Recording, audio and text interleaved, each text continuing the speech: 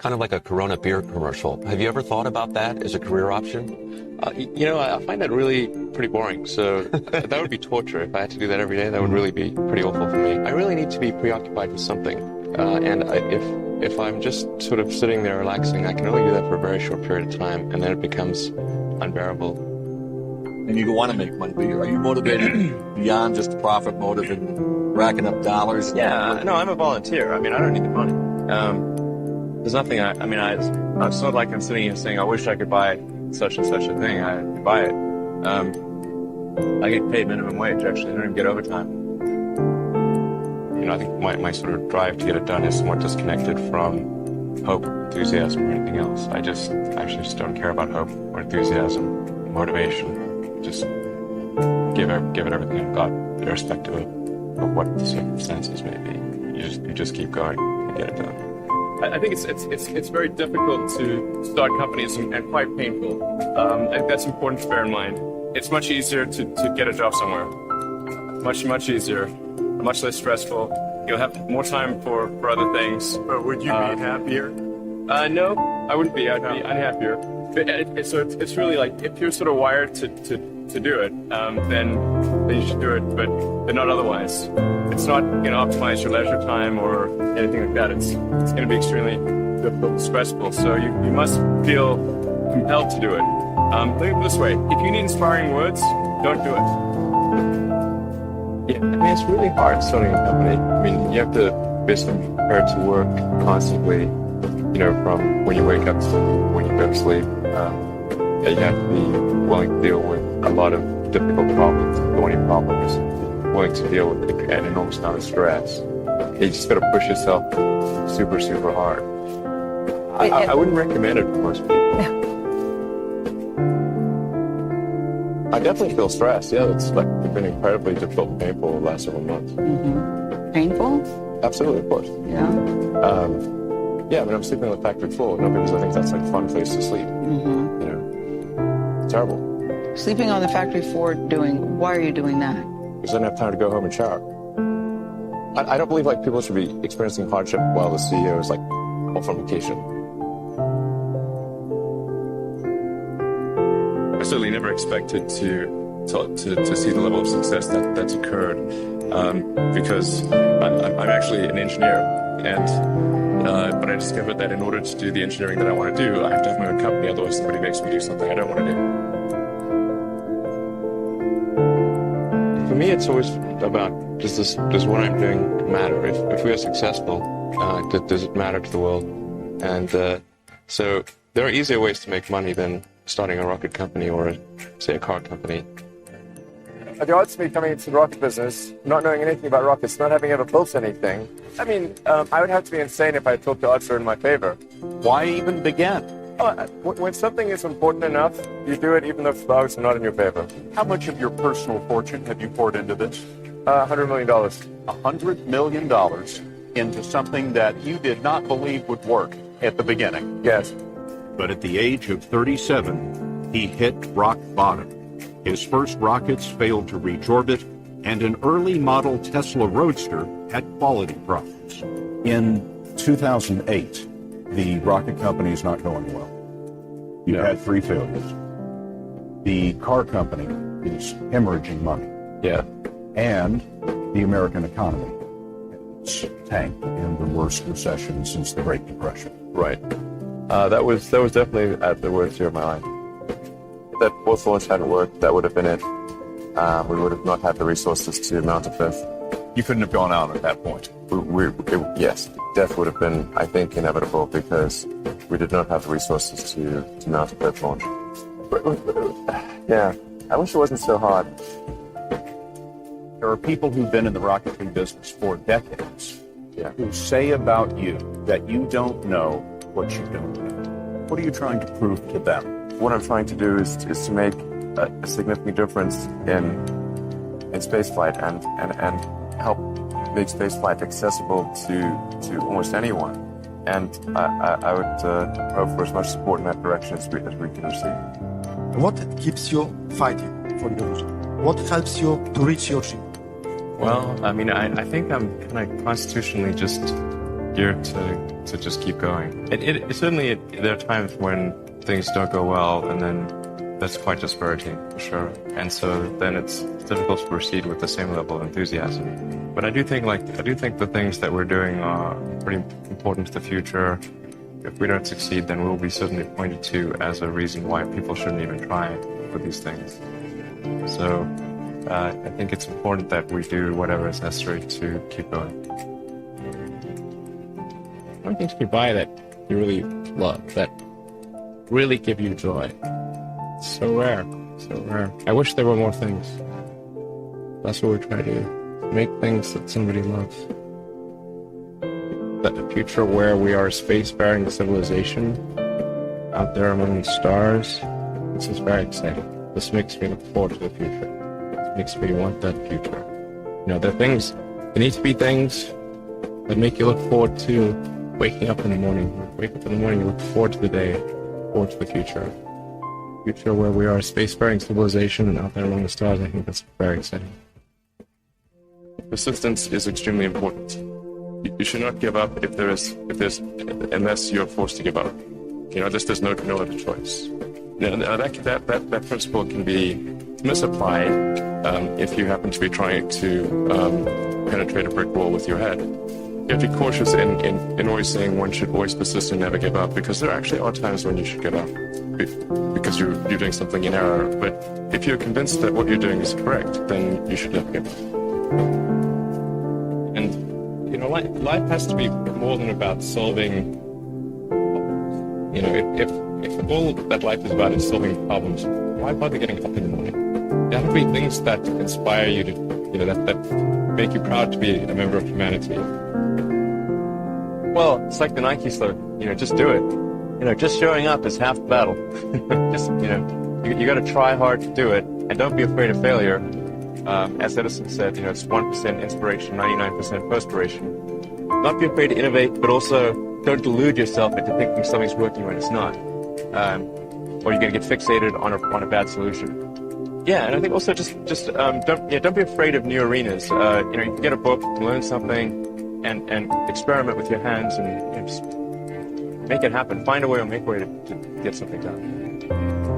I think people should be nicer to each other and give more credit to others, and don't assume that they're mean until you know they're actually mean. You know, just it's easy to demonize people. You're usually wrong about it. People are nicer than you think. Give people more credit. I'm probably not the guy that most people would bet on. Who wins? It's like a little kid fighting a bunch of sumo wrestlers. Usually the sumo wrestlers win. We're a little scrappy company. Every now and again, a little scrappy company wins. And I think this will be one of those times. Creating a company is almost like having a child. So it's sort of like, how do you say your child should not have food? Once you have the company, you have to feed it and nurse it, even if it ruins you. Yeah. I think when I was, 5 or 6 or something, I thought I was insane. It was just strange. Because it was clear that other people did not. Their mind wasn't exploding with ideas. It was like, strange. I don't think you'd necessarily want to be me. It's very hard to turn it off. It's like a never-ending explosion. All the time. You've said that this has been the toughest year for you, the most sort of taxing year for you. Like, why? 22 hours a day? Or like what? How many? I was working 7 days a week, sleeping in the factory. I worked in the paint shop, general assembly, and body shop. You ever worry about yourself imploding? Like it's just too much? Absolutely. No one should put this many hours into work. This is not good. People should not work this hard. They should not do this. This is very painful. Painful in what sense? It hurts my brain, my heart. So this is not recommended for anyone. I just did it because if I didn't do it, then Tesla, good chance Tesla would die. I mean, Tesla really faced a severe threat of death due to the Model 3 production ramp. Essentially, the company was bleeding money like crazy, and just if we didn't solve these problems in a very short period of time, we would die. And it was extremely difficult to solve them. How close to death did you come? Within single-digit weeks.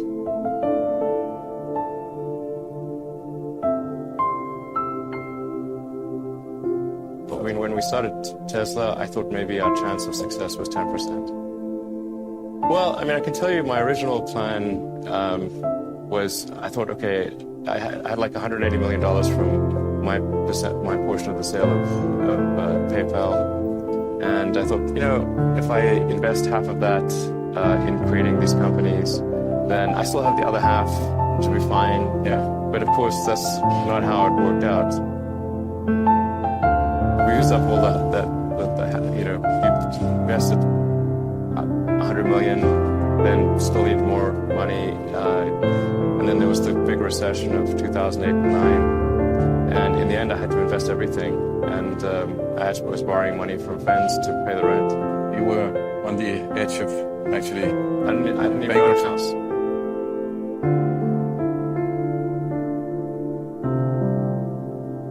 I didn't think it would be easy. Like I said, I thought they would probably fail. But like creating a company is almost like having a child. So it's sort of like, how do you say your child should not have food? So once you have the company, you have to feed it and nurse it and take care of it, even if it ruins you. Yeah.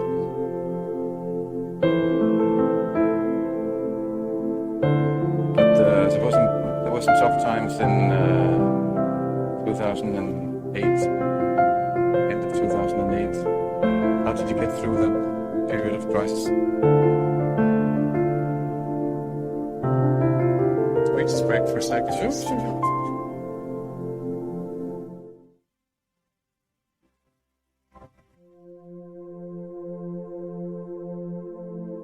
I think that probably they shouldn't want to be you.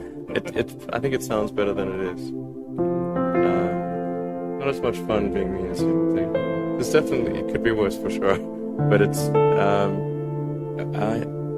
not sure I want to be me. And that's actually been a very difficult journey, I have to say. My priority right now is to try to add some more management and strength to Tesla in particular, so that I can take a vacation. And in the last 12 years, I've only tried to take a week off twice. The first time I took a week off, the Orbital Sciences rocket exploded, and Richard Branson's rocket exploded in that same week. The second time I took a week off, my rocket exploded. The lesson here is don't take a week off. Well, when my brother and I were starting our first company, instead of getting an apartment, we just rented a small office and we slept on the couch. And we showered at the YMCA, and we're so hot up we had just one computer. So the website was up during the day, and I was coding at night, 7 days a week, all the time. And I briefly had a girlfriend in that period, and in order to be with me, she had to sleep in the office. So work hard, like every waking hour. That's the thing I would say, particularly if you're starting a company. Trying to build a company and have it succeed is like eating glass and staring into the abyss. I mean, what tends to happen is it's sort of quite exciting for the first several months of starting a company, and then reality sets in. Things don't go as well as planned. Customers aren't signing up. The technology or the product isn't working as well as you thought.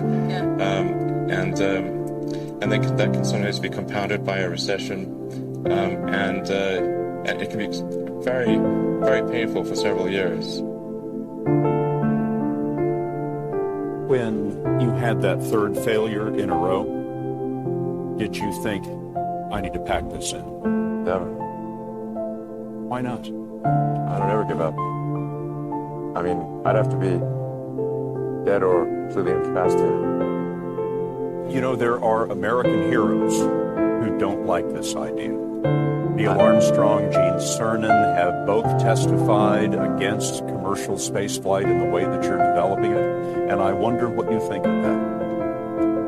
I was very sad to see that because those guys are,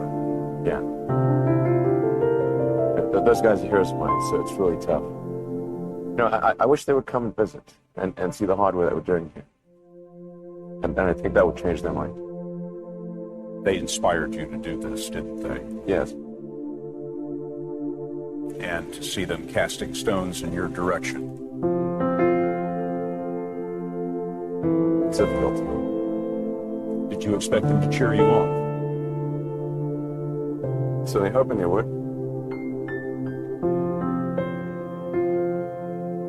But there are a lot of negative things in the world. There's a lot of terrible things that are happening all over the world, all the time. There are lots of problems that need to get solved. There's lots of things that are miserable and kind of get you down. But life cannot just be about solving one miserable problem after another. That can't be the only thing. There need to be things that inspire you, that make you glad to wake up in the morning and be part of humanity. That's why we did this. So what advice do I have for college graduates interested in getting involved in the spheres you've tapped into? Certainly I'd invite you to apply for a job at SolarCity or Tesla or SpaceX. If that doesn't work for whatever reason, then I guess apply to jobs at other companies in that arena or try starting a company. The space business is quite hard to start a company in the space business because it's such a capital-intensive business. So it may be better to do something in solar power, or if you're going to do it in cars, do it as kind of a component supplier, cars or something like that. If you study engineering and you figure out how to design new things, then it's relatively easy to start a company. You just need to get a few like-minded people with you. How did you get the expertise to be the chief technology officer of a rocket ship company? I do have a physics background. That's helpful as a foundation. And then I read a lot of books and talked to a lot of smart people. You know, I think my sort of drive to get it done is somewhat disconnected from hope, enthusiasm, or anything else. I actually just don't care about hope or enthusiasm, motivation. I just give it everything I've got, irrespective of what the circumstances may be. You just keep going and get it done. What is the one thing that has surprised you about your life? Oh, one thing, wow. Well, I'm surprised about the whole thing, honestly. I certainly didn't expect for any of these things to happen, honestly. I knew I wanted to be involved in technology, in fact, the only reason I started a company back in '95, an internet company, was because I couldn't get it. There were only a few internet companies, and I couldn't get a job at any of them. I tried to get a job at Netscape, and sent my resume, and I tried hanging out in the lobby, but I was too shy to talk to anyone. And then I was like, okay, well, I guess I'll have to start a company because I can't get a job anywhere. I wouldn't say I'm fearless. In fact, I think I feel fear quite strongly. But if what we're doing is what I'm doing is I think is important enough, then I just override the fear. I think also people tend to overweight risk on a personal level. It's one thing if you've got, a mortgage to pay and kids to support, and that if you were to deviate from your job, how are you going to feed your family and pay the rent? Okay, that's understandable. But let's say you're young and you're just coming out of college or coming out of high school or whatever. What do you risk? You're not going to stop. I mean, it's really certainly not in any kind of modern economy. It's so easy to earn enough money just to live somewhere and eat food. So I don't know what are they afraid of? They're mostly afraid of failure, I think. But people should be less risk averse when there's not much at risk. I was at sort of a slight existential crisis because I was trying to figure out what does it all mean? Like, what's the purpose of things? And I came to the conclusion that if we can advance the knowledge of the world, if we can do things that expand the scope and scale of consciousness, then we're better able to ask the right questions and become more enlightened, and that's really the only way forward. What drives you? What is it that when you wake up in the morning, do you see a problem and you want to solve it? I think the thing that drives me is that I want to be able to think about the future and feel good about that. We're doing what we can to have the future be as good as possible, to be inspired by what is likely to happen, and to look forward to the next day.